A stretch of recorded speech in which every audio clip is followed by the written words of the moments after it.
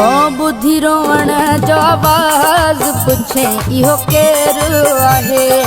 ओ बुद्धि रोवण जो आवाज़ पुछे इहो केरु आहे। मुंहिंजो नाउ ॾसिस माण्हू त चई बस ख़ैरु आहे। ओ बुद्धि रोवण जो आवाज़ पुछे इहो केरु आहे। ओ बुद्धि रोवण जो आवाज़ पुछे इहो केरु आहे। मुंहिंजो नाउ ॾसिस माण्हू त चयई बस ख़ैरु आहे। ओ बुद्धि रोअण जो आवाज़ पुछे इहो केरु आहे।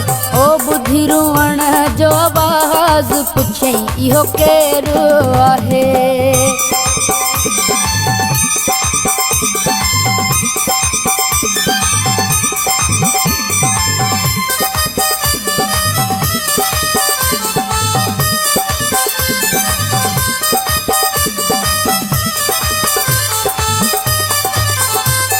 ओ दुख न थियुसि पर टहक ॾींदो वियो। चरियो आ ईअं चवंदो वियो।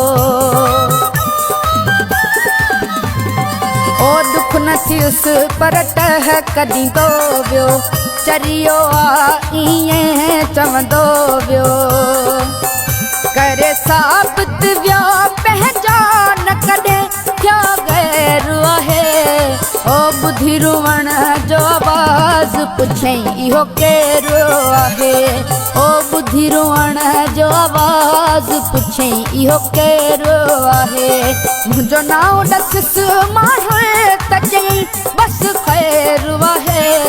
ओ बुद्धि रोवण जो आवाज़ पुछे इहो केरु आहे। ओ बुद्धि रोवण जो आवाज़ पुछे इहो केरु आहे।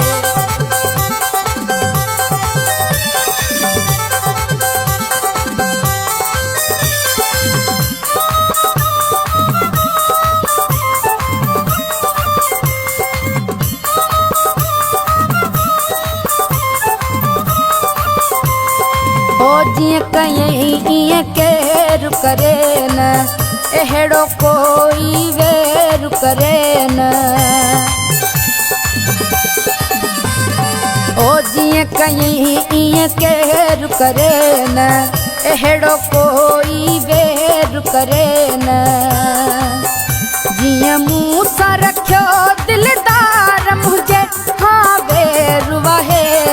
ओ बुद्धि रोवण जो आवाज़ पुछे इहो केरु आहे। ओ बुद्धि रोवण जो आवाज़ पुछे इहो केरु आहे। मुंहिंजो नाउ ॾसिस माण्हू त चयई बस ख़ैरु आहे।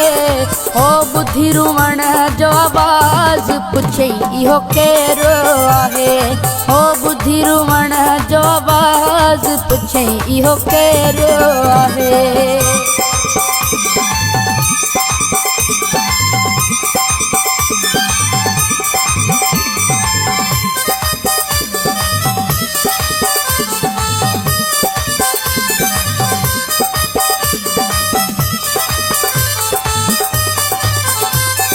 ओम जद खां अरमान न ॾींदो। शेख खे सदमो जीअण न ॾींदो। ओम जद खां अरमान न ॾींदो। शेख खे सदमो जीअण न ॾींदो। अॼु ख़बर पई हुन जे मन में केॾो मेरु आहे। ओ बुद्धि रोवण जो आवाज़ पुछे इहो केरु आहे। ओ बुद्धि रोवण जो आवाज़ पुछे इहो केरु आहे। मुंहिंजो नाउ ॾसिस माण्हू त चयई बस ख़ैरु आहे। ओ बुद्धि रोवण जो आवाज़ पुछे इहो केरु आहे। ओ बुद्धि रोवण जो आवाज़ पुछे इहो केरु आहे।